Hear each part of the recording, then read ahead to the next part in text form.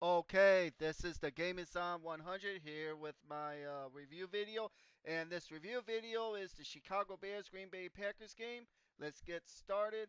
The Chicago Bears just lost another game to the Green Bay Packers, 35 to 21. I didn't thoroughly expect the Bears to win this game, but they managed to somehow keep this competitive going into a little bit part of the third quarter, but the Green Bay Packers with some interceptions by Josh McCown, that what did it for the Bears. Otherwise, I was impressed with Josh McCown today. He did a decent job. Did a whole lot better of a job than Caleb Haney did, but those two interceptions, those were brutal. We ran the ball good. I'm happy that we ran the ball. Think we ran the ball for a total of 199 yards, almost 200 yards on the ground. That's not bad as a team. The Bears combined got over 400 net yards in total offense. That's more offense that they put up than they did over the past several weeks. You know, it was overall it was just those two turnovers that did the game for the Bears today. Josh McCown looked all right. Josh McCown looked all right, except for those two interceptions. But other than that, he looked all right. He looked a lot better than Caleb Haney. Let's see on the Bears on today. Josh McCown was 19 of 28, 242, one touchdown into two pits.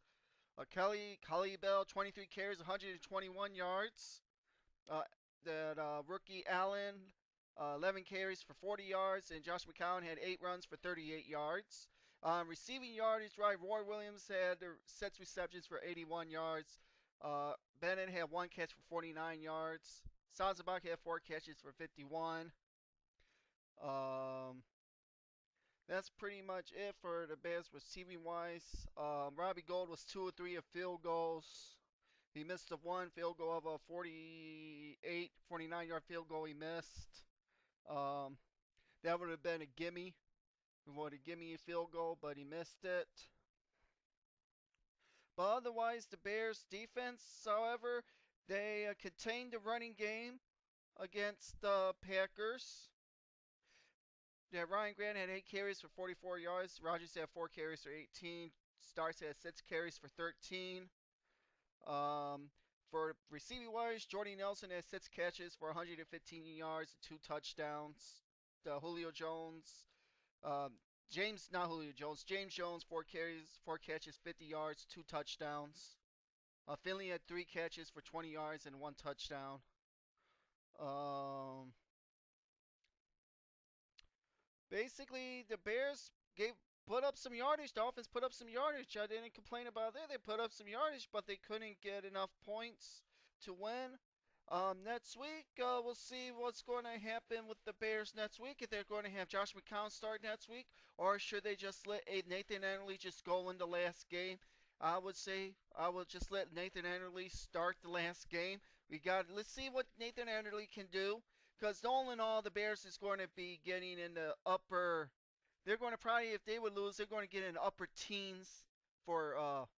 the upper teens for a draft pick. So we'll see what happens. I don't think Cutler or Forte won't play next week. They're not going to probably play them next week because it's going to be a game that they're probably not going to play. So I don't expect them to play next week. What about that Zachary Bowman? Of all the touchdown passes, that's who Aaron Rodgers threw to. He couldn't do jack shit couldn't even contend with the receivers of the Green Bay Packers. That just can't help it. I don't know what to say about Zach Bowman. I would say Zach Bowman, he's not going to probably be batting next year for the Bears. He's going to probably be gone next year. And maybe we can get another decent cornerback play on the other side of Charles Tillman. That would probably be a good idea for that to get a good cornerback in the free agency. Um, Other than that, I was thinking that we were going to win this game. I didn't think we were going to win. But otherwise, we would have had a chance to win if we would have had Cutler out there. We would have had Forte out there. We had our two offensive linemen went down to injury. Gabe Karimi went out in the second week. Chris Williams was doing a decent job at left guard. Matt Forte was having a hell of a season, and Jay Cutler was doing good things, but the injuries has caught up to the Bears this year. That's the only way how I can say it, because the Bears didn't have any depth this year. Last year the Bears, we were lucky last year because we didn't have any significant injuries last year. But the Bears got to do something better to do something in the draft to get more depth on this team.